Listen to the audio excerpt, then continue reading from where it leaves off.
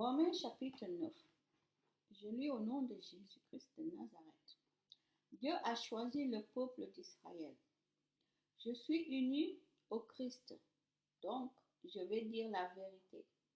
Je ne vais pas mentir. Ma conscience, guidée par l'Esprit Saint, me dit aussi que c'est vrai. Mon cœur est plein d'une grande tristesse et je souffre sans cesse. Oui, je souhaiterais moi-même être rejeté par Dieu et séparé du Christ pour mes frères et sœurs juifs. Ils sont du même peuple que moi. Ce sont des Israélites. Dieu a fait de ses enfants. Il leur a montré sa gloire. Il a fait alliance avec eux. Il leur a donné la loi, le culte, les promesses et les ancêtres célèbres. C'est dans leur peuple que le Christ est né comme être humain. Lui qui est Dieu au-dessus de tout. Louange à lui pour toujours. Amen. Pourtant, la promesse de Dieu n'a pas été sans résultat. En effet, ceux qui sont nés d'Israël n'appartiennent pas tous au vrai peuple d'Israël. Et ceux qui sont nés dans la famille d'Abraham ne sont pas tous ses vrais enfants. Oui, Dieu a dit à Abraham, les enfants que je t'ai promis, tu les auras par Isaac. Voici le sens de ces paroles. Ce ne sont pas les enfants nés de la volonté d'un homme et d'une femme qui sont les enfants de Dieu. Les vrais enfants de Dieu, les vrais enfants, ce sont les enfants nés de la promesse de Dieu. Voici les paroles de la promesse. Je reviendrai dans un an et Sarah aura un fils. Ce n'est pas tout. Il y a aussi Rebecca. Elle a eu 2 enfants du même père, notre ancêtre Isaac. Ces enfants n'étaient pas encore nés. Ils n'avaient encore fait ni bien ni mal. Pourtant, Dieu a dit à Isaac, le frère aîné servira le plus jeune. Les livres saints le disent. J'ai préféré Jacob à Ésaü. Ceci s'est passé pour que le projet de Dieu se réalise. Dieu choisit les gens librement. Ce choix ne dépend pas de leurs actes, mais il dépend seulement de Dieu qui les appelle. Qu'est-ce que cela veut dire? Est-ce que Dieu est injuste? Sûrement pas. En effet, il a dit à Moïse, j'aurai pitié de qui je veux avoir pitié. J'aurai pitié de qui je veux avoir pitié. Je serai bon avec qui je veux être bon. Donc, la bonté de Dieu ne dépend pas de ce que les gens veulent, ni de leurs efforts, mais elle dépend seulement de Dieu qui a pitié. Dans les livres saints, Dieu dit au roi d'Égypte, je t'ai fait roi pour montrer ma puissance en toi et pour faire connaître mon nom sur toute la terre. On le voit, Dieu a pitié de qui il veut et il ferme le cœur de qui il veut.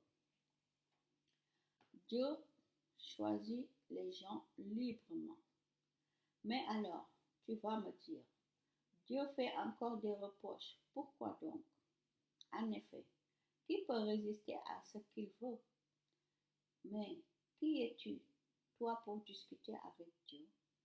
Est-ce que le plat demande à celui qui l'a fait, pourquoi est-ce que tu m'as fait comme cela?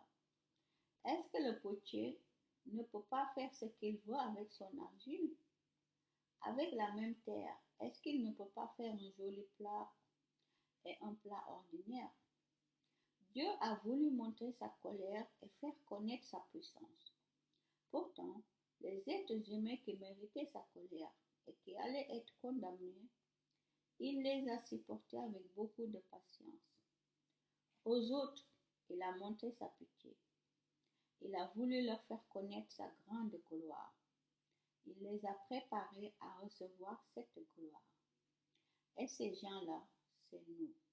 Il nous a appelés non seulement parmi les Juifs, mais aussi parmi ceux qui ne sont pas Juifs. Dieu dit, Cela dans le livre du prophète Osée. Celui qui n'était pas mon peuple, je l'appellerai mon peuple. Le peuple que je n'aimais pas, je l'appellerai peuple aimé. Et là où on avait dit aux gens, vous n'êtes pas mon peuple, on les appellera fils du Dieu vivant. De son côté, Ésaïe annonce au sujet du peuple d'Israël. Même si les Israélites deviennent aussi nombreux que les grains de sable au bord de la mer, seule une partie d'entre eux sera sauvée.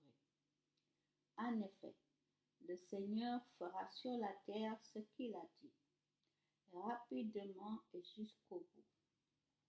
Ésaïe a dit aussi par avance, le Dieu Tout-Puissant nous a laissé quelques enfants.